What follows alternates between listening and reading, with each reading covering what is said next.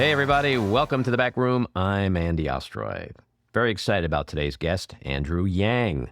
Andrew was a 2020 Democratic presidential candidate and a 2021 candidate for mayor of New York City. Named by President Obama as a presidential ambassador of global entrepreneurship, he is the founder of Humanity Forward, Venture for America, and the Forward Party. Andrew's New York Times bestselling book, The War on Normal People, helped introduce the idea of universal basic income into the political mainstream. Andrew, welcome into the back room. Great to be here, Andy. Thanks for having me. Of course. Before we get started, I will say that there was probably a small chunk of time back in the day when I was a member of the Yang Gang. Oh, I'm so grateful to hear that. It's such a positive group that had real desire for a more abundant approach to our policy and politics. We're going to get into that in a little bit, but I just want to say up front that it is always refreshing when you see a new face, a new person, a person of color, especially in these days, an Asian American, somebody who's young and brings an energy, a vibrance, a new way of critical thinking to the political landscape. And it doesn't mean you have to end up voting for them or agreeing with them on every single issue. But when you look at what's happening in our political world for the last couple of decades, it's a lot of the same people and a lot of the same thinking. And I definitely want your thinking on all that. But first, we got to address what I call the 300-pound gorilla in the room, Donald Trump. What do you make of the indictment and the circus, the circus around it all? I was trying to dig into what the impact's going to be. First, let me say that of the multiple investigations, this one struck me as the least likely to become his primary legal entanglement. And so it was a mild surprise. I was like, oh, wow, the New York one, the hush money one, because I thought that the Georgia suit and the federal investigation both had some better facts going for them and some better legal theories. But, I think it's unfortunately strengthening his hand in the Republican Party, in part because it's taken up so much oxygen. And there's like this unfortunate rally to the flag/leader effect going on over there. It weakens him in the general. It's a sign of where we are in American politics, because it is unprecedented and it's very saddening on multiple levels. Mm-hmm. And when you say it's emboldening him or empowering him within the party, isn't it just nuts that the worse he becomes, the more troublesome and problematic things get for him, it makes people happier. Some people happier. Yeah. It's crazy. So it's one of the things that I was trying to dig into when I was trying to figure out why our politics are so broken. And it's for us to say this objectively because we kind of both play in this space. But there's a very, very partisan relationship with media now, where only 15% of Republicans say they have high confidence in the media. And so if you have a legal proceeding and the media saying, look what's happening, then there's this counter reaction, this backlash among the Republican primary electorate that we've seen time and again. And unfortunately, that effect is not going away. And so let me ask you this, because you are at least what I would consider to be, and a lot of people consider to be, perhaps the most prominent Asian American leader or figure in the political space. Yet you don't seem to come out against Trump or speak out against Trump. And in particular, with all the Asian slurs, the China virus, attacks on Mitch McConnell's wife, Elaine Chao, Coco Chow. And even the other night when he did his speech at Mar-a-Lago, he was talking about Joe Biden's documents that he hid, and they're all in Chinatown. I don't even know what he's talking about, but it's like he has this thing that is fueling so much anti-Asian American fervor in this country and hate crimes. Shouldn't you be speaking out more? Oh, I'm certainly very proud of my heritage, and I have friends and family members who've been victimized and even assaulted in various environments, including on the streets of New York, and sometimes in a context where it's difficult to parse out whether it was because of their race. But I'm someone who thinks that lending oxygen and attention to anything that Trump does is playing into his hands, is a reason why we are where we are. And that the more we say like, hey, he said this, we're like running after his stimulus of the day. And then he can play us. He can just say, hey, I'm going to say something else outrageous. And then you spend all day being like, well, we must respond to this latest outrage. as opposed to doing what I think we should be doing, which is trying to move us in a positive direction, move us forward, solve for some of the structural incentives that reward that kind of nonsense and bad behavior. Hmm. Well, I mean, and that's fair. And I hear that a lot from people, and I see that a lot online. And so the whole notion of amplifying Trump or not amplifying Trump, I take the position of more like keep your friends close and your enemies closer. Like I want to know what that guy is doing, saying, and I feel like it's important that we all know, because if we're ever going to have this goal met of convincing at some point at least some of his supporters to break away, they have to know the truth. They have to somehow be presented with the counter to Fox and Newsmax and OAN and him. How do you counter that unless you amplify it all? No, I think that there are different approaches, Andy, to your point. And if someone takes your approach, I respect and in some ways admire it and say, okay, my approach is somewhat different. And my goal is to try and figure out how we can not just get beyond Trump, but also what comes after Trump. Mhm. Because unfortunately, the forces that he's revealed and unleashed in American life are, in my view, going to strengthen over time. And so we're going to be left with trying to figure out how to safeguard democracy and make it so that we're more resilient. But if he becomes the Republican nominee, which there's a reasonably strong chance he will, he's going to get tens of millions of votes. Mhm. You know, we have to reckon with that. And then of those tens of millions of Americans, in my view, wouldn't paint them all with the same brush. But I appreciate your perspective. And likewise. So you were born in Schenectady, New York, which means you're one of the few people in this world who probably knows how to spell Schenectady, New York. I brought my boys back to the house I was brought home to. I was like, look, guys, this is where daddy was, quote unquote, born. I was, born down the street in the hospital. And, I wanted them to see it. I don't think they appreciate it at all. My kids are 10 and 7 and they're growing up very differently than well, when you do that, I've done that with my kids. Here's what and they're like, can we go get something to eat? Like they totally just could not like care. bored stiff. Yeah, Don't care. Why is that important to me where you were born, like where you lived, where you shopped, where you went to school? Well, the house I grew up in was, I mean, I spent my earliest years in, was relatively humble. So that was one of the things I was trying to get at. It was like, come on, guys.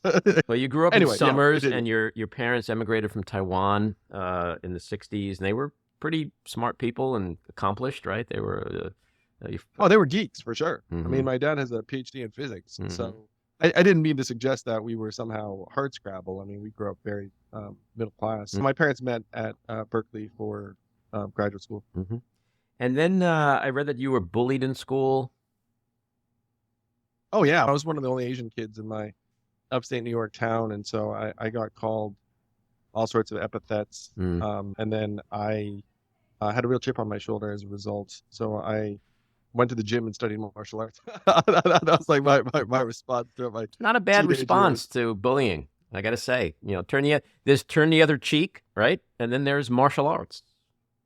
Well, my immediate response was to lose fights. I'd be like, what? Like, gonna call me a gook? All right, I guess it's fighting time. And then, and I was skinnier and scrawnier than the kids around me. I'd also skipped a grade, so I was going to be on the losing end. But in my mind's eye, it was like, well, it's either fight or just take this. Right. So I guess it's fight. Well, you definitely get points for fighting. I mean, I think if you understand the psyche of a bully, it's like, all right, I can bully anyone. Why should I bully the one who's going to fight me? But the other thing that did happen was that, who I got into a fight with tended to get into trouble with school because, like, the teachers and administrators were like, like I sensed that. Like Yang didn't start this. It's like their presumption. And you went to law school, but you hated law. After you graduated and got a job, you kind of left it, right? After a few months. Yeah, I don't know if you have lawyer friends, Andy, but to be a good lawyer in that context, I practiced corporate in one of the big firms. You kind of have to be very negative because you have to imagine some of the worst things that could happen in this deal and that deal. And I was like, why am I spending my 20s trying to think of the worst case scenarios for this transaction? Shouldn't I be trying to build something myself? So I left after 5 months to start an ill-fated.com in the early 2000s, and which flopped. So well, usually the ill-fated companies do flop. Yes. So my parents were like, "What are you doing?" And they were uncomfortable and just lied to their friends and told them I was still a lawyer. He's going to medical school. Yeah. I decided to leave the law to MD up. As a kid, were you political? What were you like as a kid? Were you sitting in your room with games, or were you out handing out bumper stickers for George Bush or Bill Clinton? Had a recent convo with my parents, being like, "Hey, like, you guys political?" And my mom was like, "Honestly, we were just trying to figure out this country and how to make a life." So here's what I did: I played Dungeons and Dragons. I saw the recent movie with my kids because I was trying to get them into it and enjoyed it. I read a lot of comic books. Mm-hmm. I read a lot of science fiction and fantasy novels. So I was a bit of a bookworm and a geek, which is pretty consistent, I think, with this image. Well, it's funny, and I'm going to ask you about that in a minute, because your image is really interesting and fascinating, and not always true, which is the fascinating part. But there is a little element of cool that I would throw in there that you've acquired. Like, there's the Yang Gang would think you as, if we had a bunch of Yang Gangers in here. Said to me all day. Thank you so much. Wow. And you're funny, and so you have a charismatic charm that I think elevates you a notch or two or five above geek. So I'm just throwing that out there. So you weren't your interests weren't political. You didn't care about that kind of stuff. And I think this is what might make me a lousy politician.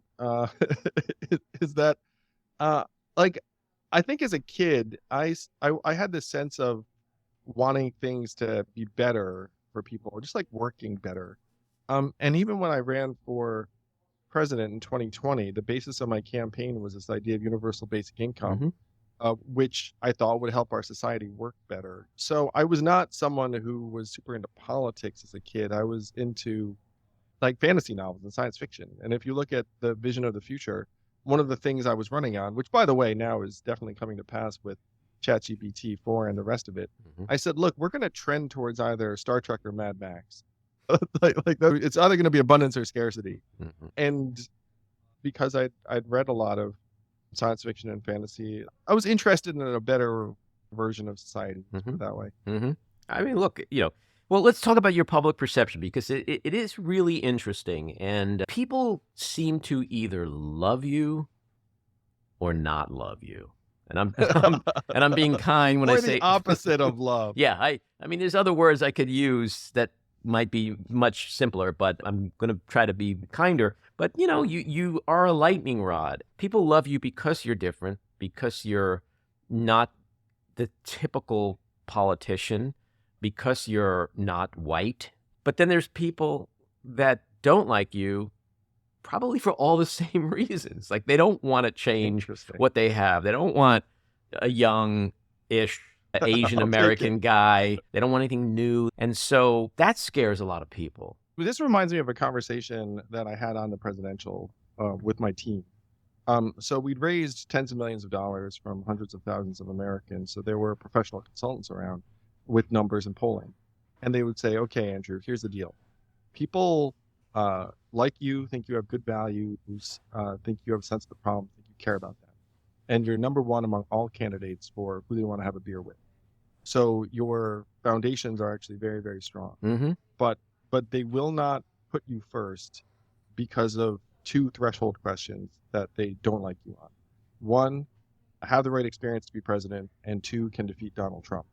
So this is what we should try and shore up with you for the next X weeks, and here's how we're going to try and do it. So that was an interesting conversation. So I declare in February 2018, and when I tell people I'm running for president, they're like, of? They're obviously of the United States of America. So we're grinding in obscurity for months and months, and we're just trying to outrace oblivion. And there is an extended period of time when I think I'm pretty straight up, where I'm just like, okay, here's what I'm doing. And uncomfortable with saying, and I should be president, because on some level, it's like, look, I'm not running because I have some decades-long desire to hold this office. Like, I just want to try and move us to the next stage of really human civilization, which in my mind meant trying to choose abundance over scarcity and trying to ameliorate poverty and alleviate the scarcity and now tribalism that's going to end up doing us a lot of harm. So on that road, I ended up getting to a certain point based upon who I am. And that was against the guidance of whatever political consultants were around, because they were like, no, all the stuff you're saying about automation, AI, like UBI, it's like it doesn't track. Like the Democrats of New Hampshire and Iowa do not get it.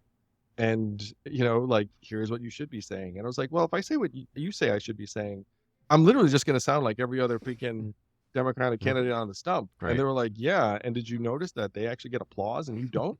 And then so, But that's not what it's about. That wasn't what it was about for you. And it really isn't what it should be about for any candidate. If you can't stay honest and genuine to your core beliefs from a foundational standpoint, and if all you care about is applause and winning, then you're Donald Trump or anybody not as evil, but is perhaps as self-serving.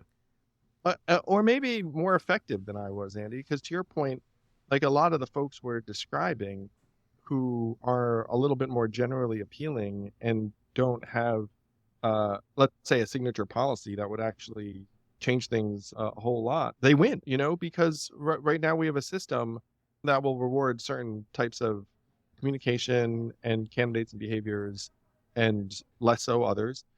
And in my case, when I tried to be normal, it was a total dud. And I didn't even realize I was trying to be normal because I was just starting out running for president, not knowing what I was doing.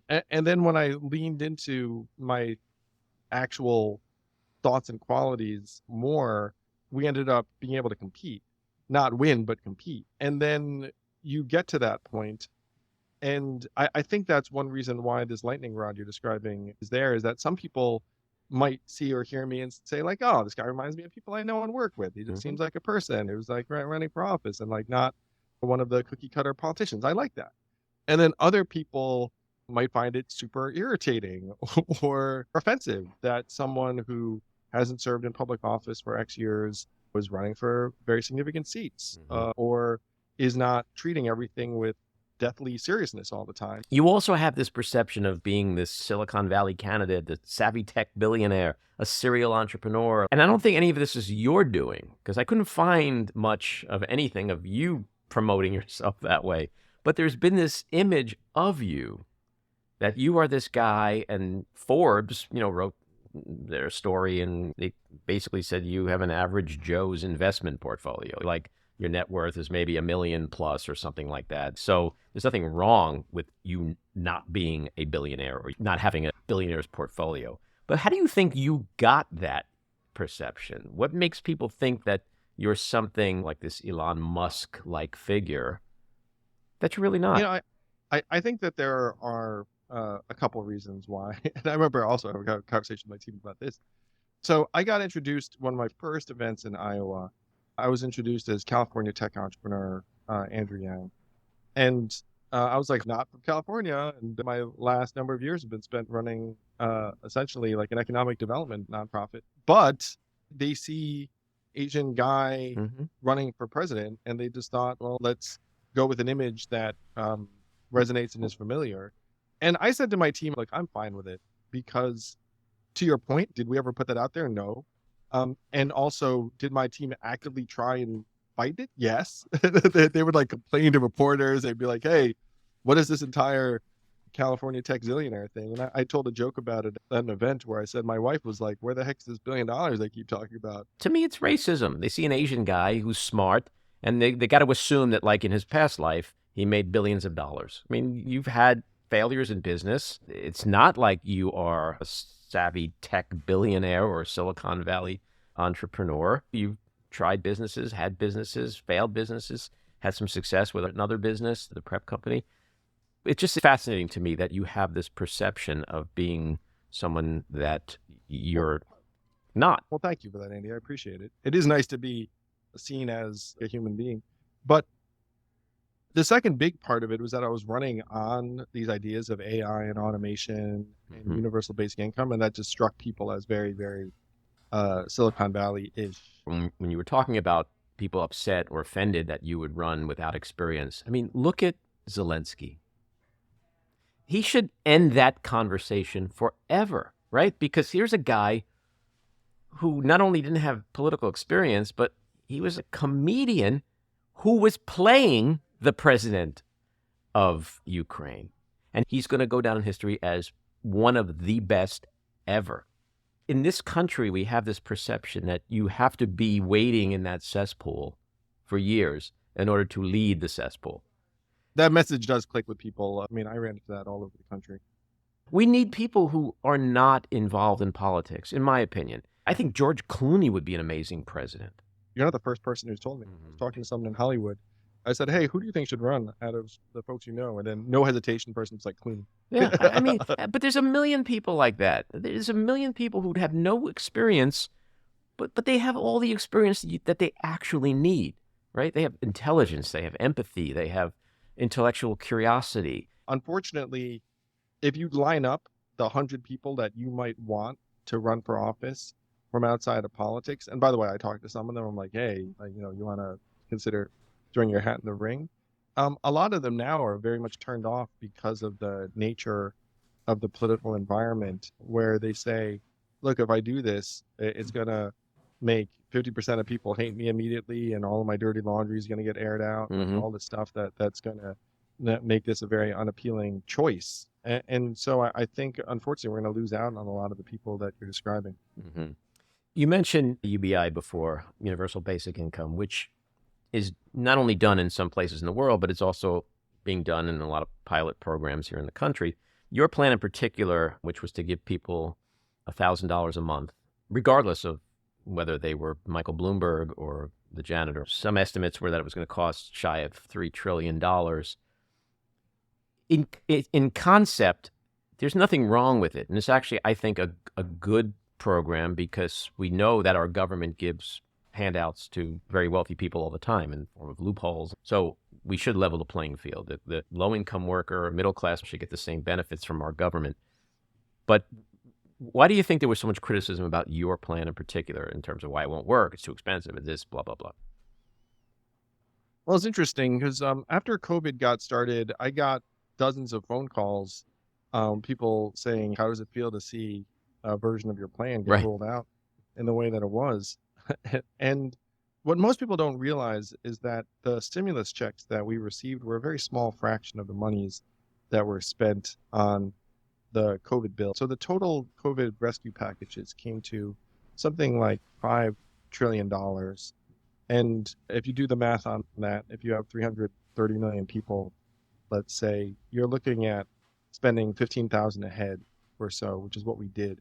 And obviously the stimulus checks were not $15,000 a head. The stimulus checks were maybe like $2,000 a head, something like that. So what happened with the other several trillion plus, I don't have any judgment because a lot of the stuff I think was a good idea, where it was put into state governments and local governments. It was put toward various actual COVID measures and distribution and programs. But a lot of it was just put into the financial system in a particular way. And that was one of the messages I was hitting when I was going around the country, is that, look, we spent $4 trillion bailing out Wall Street, like during the crisis. Does anyone remember anyone looking around saying like, oh, what are we going to do? Can't afford it, can't afford it. Like, I don't remember any of us voting on that either. I mean, they were just like, well, push came to shove, let's do it. And then the same thing happened with COVID. So I think it's hard for people to fathom expenditures at a certain scale until there's a crisis upon us. And the argument I'm making is like, look, we're approaching a crisis in terms of our labor force participation, our quality of life in various ways. I mean, when I was running, there were all these data points showing that deaths of despair had surged among middle-class Americans in various communities. And the data post-COVID has been terrible, like more than a year of lost learning among our kids, like mental health crises spiking all over the place. I know that the overdoses have continued to rage. So when you ask us like, why weren't people looking at this plan in a particular way? By the time I stopped running in 2020, the public approval for something like universal basic income was up from 27% when I was starting my run. It was quite low. And then it was up to 65% in 2020. And I don't know what that number is now, but I'm sure it's over 50%. It took people to experience pain personally, which is the way it often happens in this country. You know, you're probably more prone to support gay marriage if you have someone gay in your family, a la Dick Cheney. You are more prone to support a government handout if you are Marjorie Taylor Greene and you need it for your business. I think COVID really taught people that it's okay if government helps us because it's our money. It's our money. It's our tax dollars. So we should get it when and where we need it. We'll move on to the next question. You had moved out of the city during the pandemic and trekked upstate. And you were quoted as saying, I think in the New York Times, this is a quote, "Can you imagine trying to have 2 kids on virtual school in a 2-bedroom apartment and then trying to do work yourself?" Now, you were criticized for being a little tone deaf on that. Is that a fair criticism? Oh yeah, for sure. That quote makes me sound like a jerk. And speaking frankly, I didn't decide to run for mayor until November of 2020. And so when COVID hits in February, March 2020, I went to the house upstate and then we went to Georgia. And so the last thing on my mind was like, oh, maybe I should stick around the apartment in case, in case I decide to run for office here. That wasn't a consideration. I will say that quote is out of like a 45-minute interview and seemed designed to make me seem tone deaf. But it is. Said it, and it makes I like you, me but it's sound like a little jackass. Yeah, it makes you sound like a jackass, so I'll take it. So let's talk about forward. Third parties, they don't work. They're spoilers. They cost people elections. George Bush got elected, blah, blah, blah. You see where I'm going here? Blah, blah, blah. Yeah. No, totally.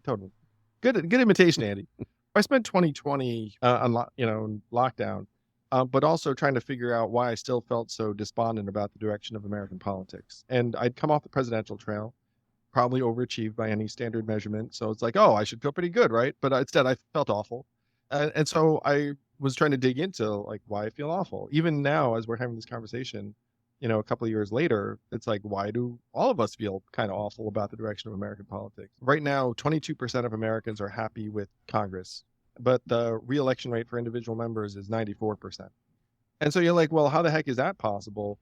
And the reason is that 90% of the congressional districts in this country are non-competitive in the general. They're either blue or red. And so you know that you're going to have a Democrat or Republican representing that district. And the only way that that person can then lose their office is to get primaried from within their own party. Right now, because of the way our 2-party system is designed and the sliced up gerrymandered districts are designed, that you're going to have people that are serving very, very different incentives than public good or what 51% of us want or whatever it is. But then I found a path out. The path out is what happened in Alaska in 2020. And this is not getting nearly enough attention. Where in Alaska in 2020, they turned off the party primaries. Mm-hmm. They said anyone can vote for anyone. And the result of that in 22, last November, was that Sarah Palin loses to a no-name state legislator named Mary Peltola. Mm-hmm. And less reported, Lisa Murkowski beats a Trump-backed challenger named Kelly Tshibaka, even though she voted to impeach Trump in a state that you think of as kind of reddish. And the reason why she survived is because there was no Republican primary. Mm-hmm. If there's a Republican primary, Lisa Murkowski loses hands down. And you can see that because in the House races, 8 of the 10 House members who voted to impeach Trump that were Republicans did not make it back. That includes Adam Kinzinger and Liz Cheney and Peter Meyer and some others. And the 2 that did make it back were in strange environments in Washington State where it's like top 2, et cetera, et cetera. So back in 2020, this light bulb went off for me and I said, you have to turn off the party primaries for us to have a chance to get out of this mess. Mm-hmm. Then I thought we have to do what they did in Alaska in as many states as possible. So how does that look in real life? There are 25 states that allow ballot initiatives that can get rid of party primaries. Mm-hmm. Maine did it in 2016. Alaska does it in 2020. And it was on the ballot in Nevada in 2022. Now, what happened in Nevada is that both Democrats and Republicans came out against it because they don't like something that lets anyone vote for anyone, because then they can't predict it, they can't control it, they don't know who's going to win. The Democrats spent 7 figures trying to say this ballot initiative was illegal. They lost, by the way, because mm-hmm. it was legal. If you're going to try and get rid of party primaries in states around the country to turn down extremism and make it so that reasonable legislators can do what's right for 51% of us, I concluded the only way to do it is to do a movement from outside of the 2 parties that can include Democrats and Republicans who just want things to work better. And that's what the Forward Party is. It's a positive popular movement Right. that can But include Democrats, can that be Republicans who want accomplished different as a representatives. PAC or a lobby? But the creation of a third party and having third party candidates, I mean, there is a lot of truth. Al Gore lost the election by 1 million votes and Nader pulled 3 million. And yeah, you can argue, well, how do we know he would have gotten those? No, I just want to cut you off there, Andy. Every example people use, like the examples you just used, assume that we're talking about a presidential election. The criticism, I guess, is really coming from a place of why create a third party when we know it cannot work.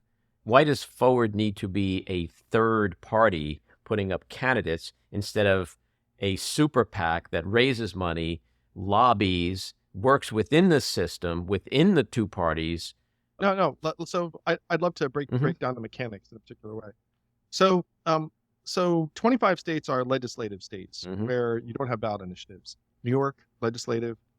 Connecticut, legislative. So how the heck can you get a state legislature that is run by one party or another to try and turn down their own power, frankly? And so in Connecticut, in 2018, a third party candidate ran for governor on this platform and got 4% of the vote in Connecticut. Didn't win, to your point. 4% is about what you'd expect. Come 2022, they actually have 4% of the vote and a ballot line in Connecticut's gubernatorial race. They're not running, but they have this 4% of folks. And then the Democrat and the Republican candidates both show up at their doorstep and say, hey, we want your endorsement and we want your support because it's a close race and your 4% might make a difference to us. So what do you think the condition was for the Democrat or Republican to get the endorsement?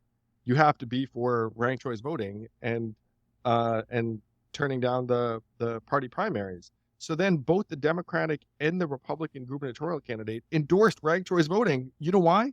They just wanted the 4%. If you look at it at the national level, you and I live in New York. We know our votes are not going to matter in the presidential election. So we're probably going to donate money and hope it gets spent in a swing state. There are going to be 6 swing states, more or less. Arizona, Nevada, Georgia, Michigan, Pennsylvania, Wisconsin. You could make an argument for a couple of others, New Hampshire, et cetera, but whatever.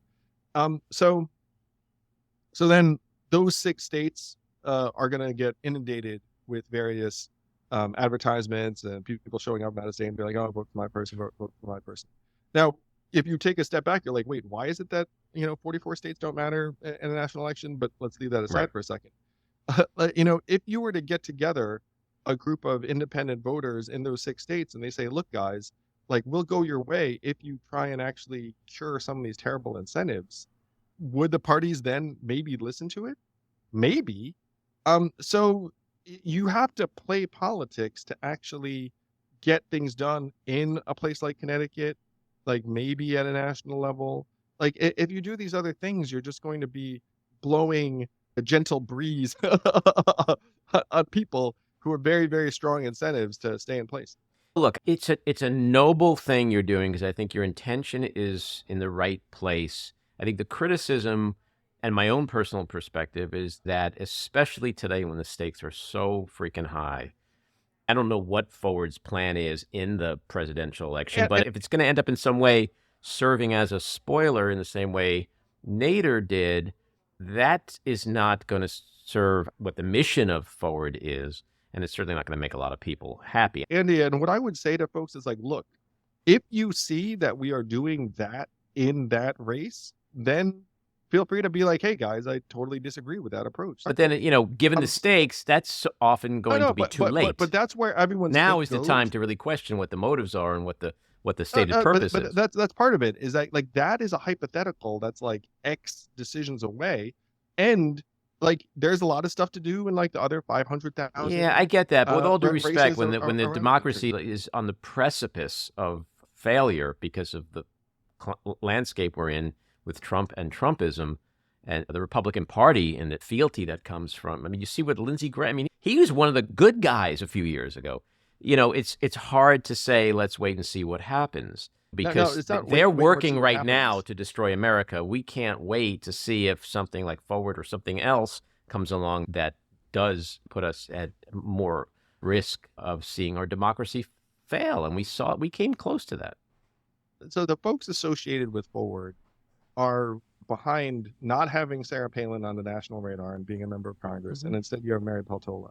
Not having Kelly Tshibaka as a U.S. senator, instead you have Lisa Murkowski. I mean, these are like very, very real grades. And do you think that those sorts of people might actually be people that help keep the democracy strong and whole? What has Forward's role been in any of that so far? You're citing an example, but has Forward as a party, as a movement, using its funds, are you partly responsible for what happened in Alaska? Or are you trying to duplicate that more? Well, we're partially responsible for what happened in Nevada, which is doing what they did in Alaska 2 years later. And it passed 53-47 because the average Nevadan looked up and said, you know what? I think I should be able to vote for anyone. And that political independent over there, who's a military veteran, also should be able to vote in the primaries. I was in Nevada campaigning. Our state lead was integral to, to that campaign and those efforts. So we're going around in real time trying to actually fix the incentives and structures and turning down the incentives. And as you can sense a bit of frustration in my voice because everyone's like, oh, like Nader, da-da-da. And part of it, Andy, is be like, give me some fucking credit. You know what I mean? We're actually like taking shots on goal right now in mechanics that people are talking about like a speculative race and a speculative da-da-da that doesn't even exist yet, or like will probably never exist.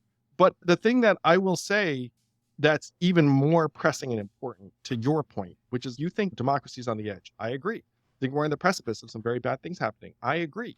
How the heck are we going to get out of this mess in real life? And in a two-party system, if your plan is to say we're going to defeat the other party for all time in all places, it's not a sustainable plan. Let's say we end up with a deep recession. Do you really think everyone's going to be like, we're just going to go with the incumbents? If you're actually concerned about the direction of American democracy, you need a real plan. And this current system is going to wind up trading power back and forth in some time frame. I do give you credit. I don't knock anybody who tries to make America a better place.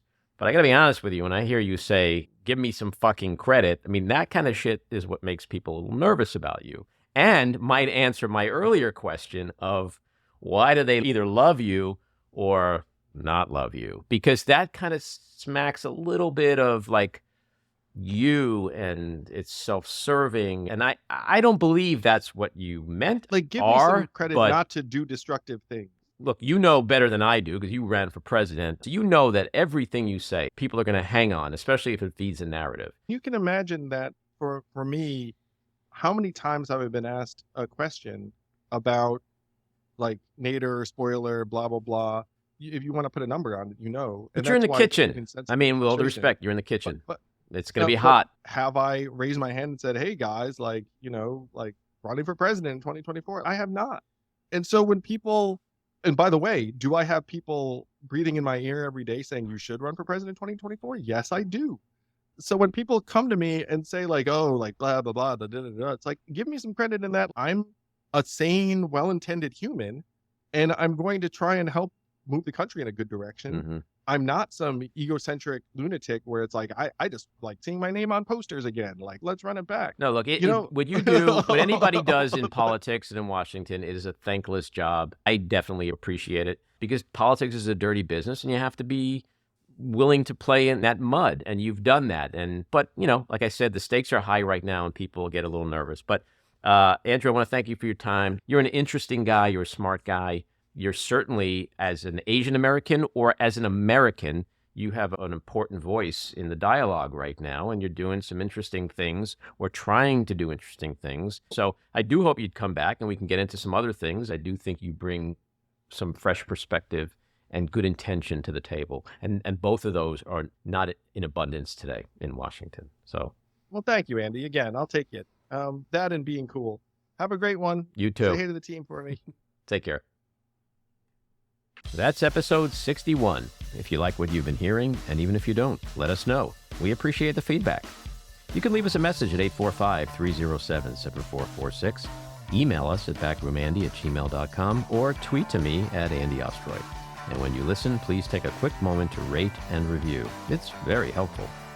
I want to thank my co-producer, engineer, and editor, Maddie Rosenberg, associate producer, Jen Hammoud, who I want to say ran solo today. gets a big thumbs up for that. Cricket Langell for our artwork, Andy Hollander for our kick-ass music, Patricia Wind and the Epicurean for the backroom studio, and a big thank you again to our guest, Andrew Yang. So keep your eyes on Washington, Hollywood, and your own backyards, and we hope you'll join us again next time. Have a great week.